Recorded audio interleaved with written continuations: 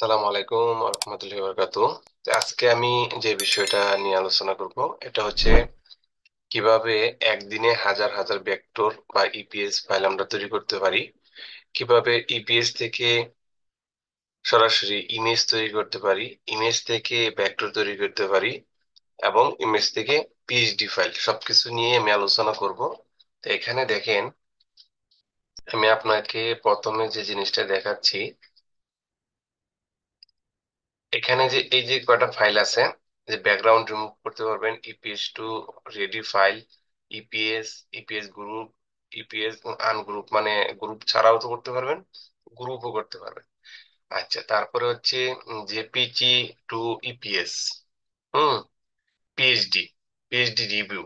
তো PhD review এগুলা নিয়ে আস্তে আস্তে সবগুলা ভিডিও দিব। অলরেডি এই এআই নিয়ে আমি দুইটা ভিডিও দিছি। তা আজকে তৃতীয় ভিডিও। তা আজকে যে জিনিসটা দেখাইবো, গতকালকে দেখাইছিলাম ইপিএস টু রেডি ফাইল একবারে ডাবল ক্রিয়েট হচ্ছে। আজকে আমি শুধুমাত্র ইপিএস থেকে জেপিজি, আর কোনো অন্য কোনো ফাইল হবে না। ইপিএস, এসভিজি থেকে ইপিএস করব, ইপিএস থেকে জেপিজি করব। আর এটা আমরা যে কোনো সাইটে আপলোড করতে পারবো। কারণ আসেন, প্রথমে আমরা এসভিজি গুলো ডাউনলোড করি। এসভিজি গুলো ডাউনলোড করার জন্য আমরা প্রথমে আমরা এই গ্রাফে চলে আসি। তো এই যে এখানে আমি কটা ডাউনলোড করছি, আরো একটা আইকন দিছি, তো এটা আমরা ক্লিক করি। এখানে আমরা আরো 4টা ফাইল ডাউনলোড করব। আর কয়টা ডাউনলোড করছি সবটি আমি একসাথে করে দেবো। মানে এখানে যদি আপনি 500 ইপিএস ডাউনলোড করেন, এসভিজি ডাউনলোড করেন, এই 500 কে আপনি ঘন্টার ভিতরেই আপনি ইপিএস এ কনভার্ট করতে পারবেন।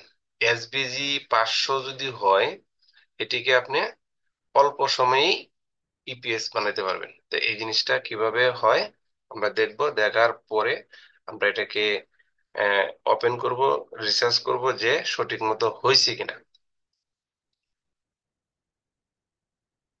জি, আমাদের এখানে অলরেডি 4টা যে প্রমটা দিয়েছিলাম, 4টা ইমেজ দিয়ে দিছে। এটি হলো সিলিউট ইমেজ। তো এখান থেকে আমরা এই 4টাকে ডাউনলোড করি। দেখেন এখানে আমি 6টা দিয়েছিলাম, ওরা কটা দিয়েছে, 9টা দিয়ে দিছে। তো এক এক সময় বেশি কম দেয়।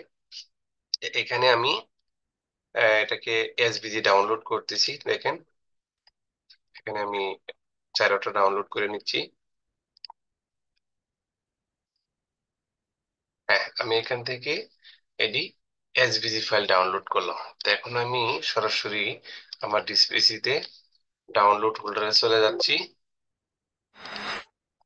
ডাউনলোড ফোল্ডারে যাওয়ার পরে দেখেন, আমি এখানে যে ফাইলগুলো ডাউনলোড করছি, যে এটিকে আমি এখান থেকে মার্কিং করে নিচ্ছি। হুম, এটিকে আমি কাট করে একটা ফাইলে রাখবো। গতকালকে এটা আমি দিছিলাম, দেখাইছিলাম। তে আজকে আমি আরেকটা প্রসেসে দেখাচ্ছি। ফোল্ডার, এটা হলো 38 ফোল্ডার। হুম, দেখেন এখানে আমি এস জি দিয়া ওপেন করে এটার ভিতরে আমি রাখলাম। এখানে দেখেন, এখানে আমার 12টা এসভিজি ফাইল আছে।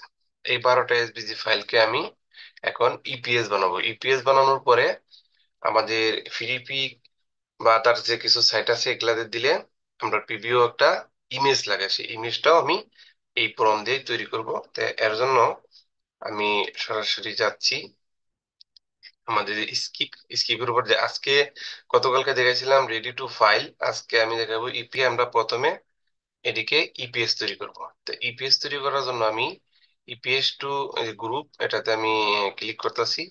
ক্লিক করার পরে এই যে ওপেন, ওপেন টু এফডিবি ইলাস্ট্রেটর, এটাকে আমি কন্টিনিউ দিলাম। দেওয়ার পরে দিস পিসি ডাউনলোড, আমাদের ফাইলটা হচ্ছে 38 নাম্বার এসবিজি, যে এটা একটা এই যে এসবিজি 38 ফোল্ডারটা, এটাতে ওকে করে দিলাম। ওকে, এখন দেখেন অটোমেটিকলি এটা কিন্তু আমাদের এসবিজি হয়ে যাচ্ছে। আমি ক্লিক দেওয়ার সাথে সাথে কিন্তু এসবিজির কাজ হয়ে যাচ্ছে। এসবিজি হয়ে যাবে, অল্প সময় লাগবে। 12টা ফাইল দেখেন কত সময় লাগে। হ্যাঁ,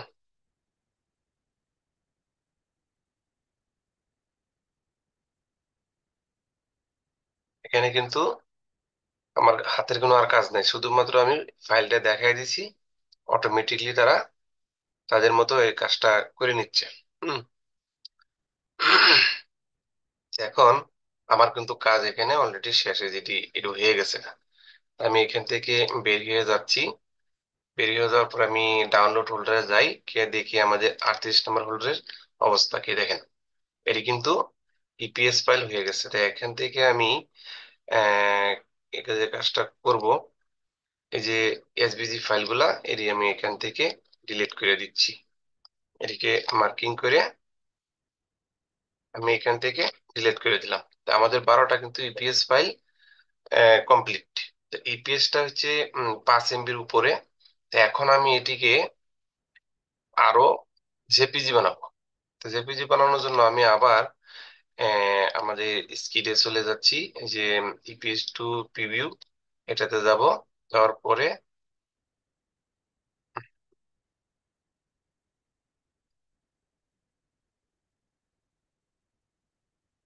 জি, আমি এখান থেকে প্রিভিউ, এখান থেকে ক্লিক করব। ক্লিক করার পরে অ্যাডোবে ইলাস্ট্রেটর আবার চলে যাচ্ছি।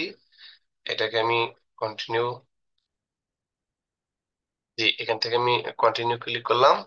কন্টিনিউ ক্লিক করার পরে আমি দিস পিসি ডাউনলোড, আমাদের যে ফাইলটা 38 নাম্বার, এই যে এসভিজি ফোল্ডার 38, এটা ওকে করে দিলাম। ওকে করে দেওয়ার পরে আমি এই প্রিভিউটা কোথায় নিব, হুম, এই জেপিজি ফাইলটা কোথায় সেভ করব, তখন আমি আরেকবার আরেকটা হোল্ডার আমি চয়েস করতে হবে। তা আমি ডিসপিসি ডাউনলোড, আমি একই হোল্ডারে এটি তৈরি করব। এর জন্য আমি আবারও এই 38 নম্বর হোল্ডারটা দিয়ে দিলাম। মানে আমি যদি অন্য একটা হোল্ডারে দেই, যে জেপিজি ওই হোল্ডারে চলে যাবে। হুম। তা আমি চাচ্ছি না অন্য হোল্ডারে যাক, এক হোল্ডারে থাকলে আপনাদেরকে আমি জিনিসটা দেখাইতে পারবো যে একই হোল্ডারে কি ধরনের কাজটা হয়েছে। তো এখানে আমি এসভিজি টু হোল্ডার 38 নম্বর দেখায় ওকে মারার সাথে সাথেই আমার কাজটা স্টার্ট, আমি ওকে করে দিলাম। এখন কিন্তু আমার অটোমেটিকলি দেখেন আমার মাউস কিন্তু কার্সার কিন্তু জায়গাতে, এটা কিন্তু অটোমেটিকলি ইপিএস টু জেপিজি হচ্ছে। আমার অ্যাডোবি ইলাস্ট্রেটরটা একটু প্রবলেম দিচ্ছে। এই দেখেন এখানে কিন্তু আমার অলরেডি কমপ্লিট, এটা আমি এটা কেটে দিলাম। কেটে দেওয়ার পরে আমি এখান থেকে বের হয়ে যাচ্ছি।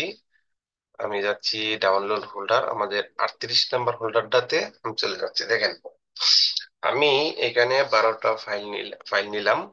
এটা হচ্ছে 4000 বাই 4000, কিন্তু এটাও আমার 4000 বাই 4000 কিন্তু তৈরি হয়েছে। কিন্তু এখানে এমবি, আমাদের যে একটা মেগাবাইটের দরকার, এখানে 500 কেবির উপরে থাকতে হবে, কিন্তু অলরেডি 745 কেবি আছে। এটাতে যদি যাই 800 কেবি আছে। তার মানে আমাদের এই ফাইলগুলা প্রত্যেকটা সাইডে দেওয়ার মতো উপযোগী আছে। হ্যাঁ, আপনার কোনোটাই কিন্তু খারাপ না। এখানে 4000 বাই 4000 আছে, এটাও কিন্তু 4000 বাই 4000ই আছে, কোনো ঘাটতি নেই। হুম। এখন আমরা যদি একটা ইপিএস এখান থেকে ওপেন করি, এটা আমরা ওপেন করতেছি। হুম। দেখেন এই ফাইলটা কিন্তু আমরা ওপেন করলাম। দেখেন এখানে যদি একটা জিনিস দেখেন, আমি এটাকে যদি আনগ্রুপ করি, এই যে গ্রুপ আছে, আনগ্রুপ করলাম। আনগ্রুপ করার পরে এখন দেখেন প্রত্যেকটা কিন্তু আমাদের ইপিএস ভেক্টর কমপ্লিট। দেখেন এটা যদি আলাদা করে দেখেন, এই যে আলাদা আলাদা হচ্ছে। হ্যাঁ, এই দেখেন প্রত্যেকটা আলাদা, এই যে প্রত্যেকটা জায়গায় আলাদা আলাদা হচ্ছে, বুঝতেই পারতেছেন। এই দেখেন একটার লগে আরেকটা মিল নেই। আমি আনগ্রুপ করলাম, দেখছেন এই যে পাতাগুলা সবগুলা শেপ আলাদা আলাদা আছে। আপনার কোনো প্রকার প্রবলেম নেই। দেখেন আমি এখন এটা দেখালাম। দেখেন সেটার সাথে আমাদের যে হার্ডবোর্ডটা নেই, যে সাইজে নেই, 4000 বাই 4000 একটা সাইজ নিলাম। এইটার মাপে কিন্তু আমরা ব্যাকগ্রাউন্ড একটা হার্ডবোর্ড দিই, কিন্তু এটা পিছনে একটা সাদা হার্ডবোর্ড আছে। এটা, এই জিনিসটা কিন্তু সবচেয়ে চমৎকার বোঝার বিষয়। আর এই হার্ডবোর্ডটা কত সাইজ আছে, এটা যদি আমি আর একটু ক্লিয়ার করে আপনাদেরকে দেখাই, তো এই হার্ডবোর্ডে যদি আমি ক্লিক করি, দেখেন এখানে 4000 বাই 4000 বুট। কোনো প্রকার ঝামেলার আমি কিচ্ছু দেখি না, হ্যাঁ। একদমই 100-100, হ্যাঁ। কারো যদি কোনো এই জিনিসটা দেখতে কোনো বোঝার সমস্যা থাকে, তাহলে আমার এখানে হোয়াটসঅ্যাপ নাম্বার থাকবে এই ভিডিওর ডেসক্রিপশন বক্সে, ওইখান থেকে আমার সাথে যোগাযোগ করবেন, অথবা ভিডিওর মাধ্যমে আমি আমার ফোন নাম্বারটা দিয়ে দিব, ওইখান থেকে আমার সাথে যোগাযোগ করতে পারবেন। এই ভেক্টর গুলি 100-র মধ্যে 100 আমি আবারও একাত্র করতেছি, দেখেন। কন্ট্রোল Z দিয়ে আমি একাত্র করলাম। তো এটা কিন্তু গ্রুপ হিসেবে থাকবে। আনগ্রুপ করলে আপনি বুঝতে পারবেন যে এগুলা কি ভেক্টর হইছে কি না, হ্যাঁ। অলরেডি কিন্তু আমরা আমাদের যে সাইট গুলোতে আপলোড দিছি, সেখানে কিন্তু অলরেডি মার্কেটে লিস্টেড এবং সেলও হচ্ছে। তো এই যে ভেক্টর, আমার এখানে ফিলিপিকে আমি যদি আমার অ্যাকাউন্টে ঢুকি, লিমিট ক্রস হওয়ার কারণে ফিলিপিকে ফাইল নিচ্ছে অনলি 200। অন্যান্য সাইডে দিচ্ছি। তো দেখ, ওই জিনিসটা আর আজকে দেখাইলাম না। আপলোডের বিষয়টা আপনারা সবাই পারবেন, এটা নিয়ে কোনো সন্দেহের কিছু নাই। তো এখন বিষয়টা হচ্ছে এইটাই যে এই যে জেপিজির বিষয়টা, এটাও কিন্তু যে 4000 এটা 1 MB, এটা কিন্তু 1 MB সাইজ। 4000, এটাও কিন্তু দেখেন 772। এটা কত? এটা 445। এটা একটু কম হয়েছে, যাই দুই একটা একটু কম হয়েছে, এটা 600 KB। হ্যাঁ, প্রত্যেকটা কিন্তু জায়গা ঠিক আছে। এই যে ইপিএস গুলা 5 MBর উপরে আছে।